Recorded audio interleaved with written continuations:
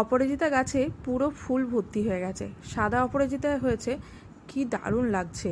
ছেলেরা স্কুল যাবে, আজ থেকে নর্মাল স্কুল শুরু হয়েছে, তাই জন্য ওদের জন্য ব্রেকফাস্ট বানিয়ে দিলাম, স্যান্ডউইচ।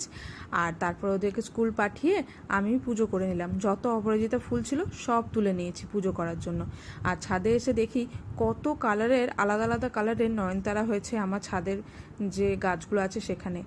আর দেখি পাশের বাড়িতে ওই কলটা দিয়ে জল পড়ছে, আর সেখানে এই পুচকু পুচকু পাখিগুলো নিজেদের মতো স্নান করছে, দেখি কি ভালো লাগলো। যাক, তারপর নিচে এসে নিজের জন্য একটুখানি ব্রেকফাস্ট বানিয়ে নিলাম। আজকে আমি বানিয়েছিলাম আমার জন্য ব্রেড অমলেট। তারপরে রান্নাও শেষ করে নিলাম। এদিকে হাজব্যান্ডের জন্য আমি টিফিন বক্সও রেডি করে দিয়েছি। আর সব কাজকর্ম শেষ করতে করতে দেখি বেলা তখন 3টে হয়ে গেছে, ছেলেদের আসার সময় হয়ে গেছে। তো আমি ওদের জন্য একটুখানি ডিম ভাজা শুরু করে দিলাম। আর ডিম ভাজা শেষ হতে না হতেই দেখি তারা কলিং বেল বাজাচ্ছে, স্কুল থেকে এসে পড়েছে।